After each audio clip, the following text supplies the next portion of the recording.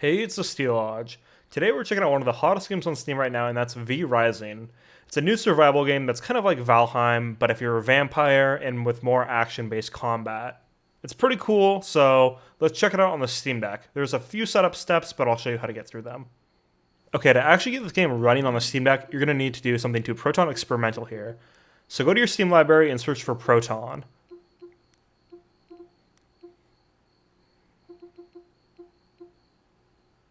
Once you have Proton Experimental pulled up, go to the settings and go down to the properties here. Now go to betas and change this to Bleeding Edge, which will use the latest version of DXVK, which will let us run this game.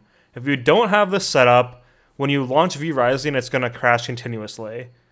So next we're going to go into the Vrising settings and set the compatibility mode to force it to use Proton Experimental. Now with a little bit of prep work set up, you can go ahead and launch into Vrising.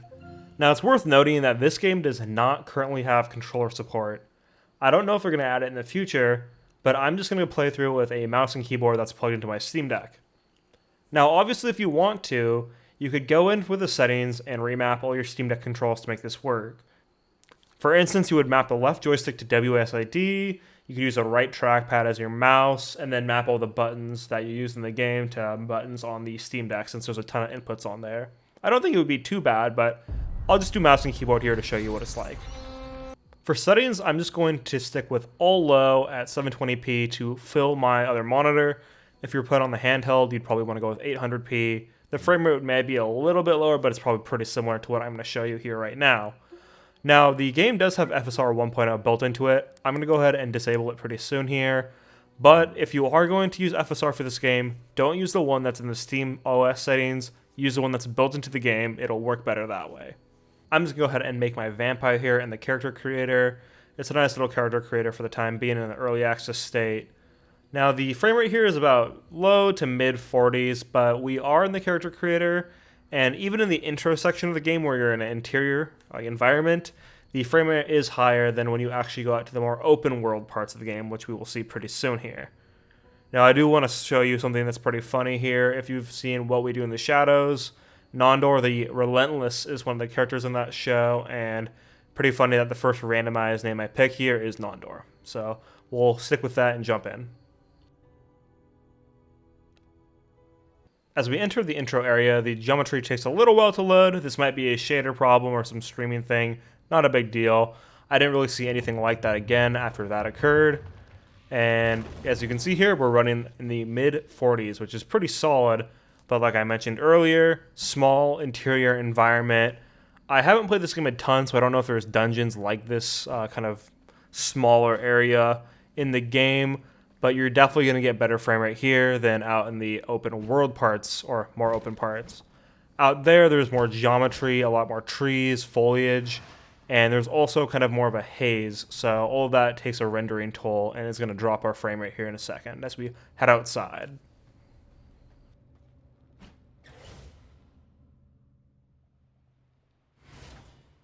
Now as we enter the outdoors, there's a frame time spike, but it's not too bad if it just happens every time we load into a new area. But if it's consistently happening, then it's going to be a problem. On the PC version, I think I did notice it more with real-time shader compilation happening. But on the Steam Deck, it doesn't seem as bad, honestly. Now here, I'm just going to fight a couple skeletons. The combat's pretty cool in this game. I haven't really played more than 30 minutes of this game, honestly, to just kind of check it out on the PC and the Steam Deck. But it's really pretty fast with using space to dodge around. You got some spells on R, and then different weapons that we'll get pretty soon here as we walk through this area. But you can see our frame rate has dropped about 10 FPS from when we were in the indoor area to out here. And when we're in an area with a lot of mist and stuff, we actually go even lower. We can drop to the low 30s, and sometimes we even drop into the high 20s. I don't think I've seen anything below like 25 or 26 FPS, but it is worth mentioning this game's in early access still, so performance might be optimized down the line. Now from the light research I've done, this game uses the latest version of Unity, which is the data-oriented technology stack. Now this is supposed to take really good advantage of multi-core processors. Here on the Steam Deck, I did not have all the threads pulled up to see how each thread is doing. Here you can see our CPU usage is right around 40%, so nothing too bad. But what's curious to me is that our GPU usage is also hanging around 85%, so it's not maxed out. Now, the other thing that might be going on is that the compatibility layer might not be working the best. We are using the bleeding edge experimental version of it, so maybe it's not fully optimized for performance right now. Here you can see we're dropping just below 30 FPS. I'm going to go ahead and jump forward to a little bit later in the game to do a slightly more intensive area with more action going on as well. Now we're out in the more intense area with more trees, foliage, and NPCs. I'm in a little fight with some bandits here, and then I'm going to go ahead and try to figure out somewhere where I can build my base. If you look at the frame rate, we are falling below 30 FPS pretty consistently during this fight, hovering in the high 20s. Now I'm just going to let the rest of the footage play out, and you can see how the performance is and how the game is. This game is really cool, and I hope it blows up even more than it already has. If there's official Steam Deck support down the line, that'd be great. I really like survival games, and it's great that we're getting a lot more of them that are becoming popular. Thanks for watching.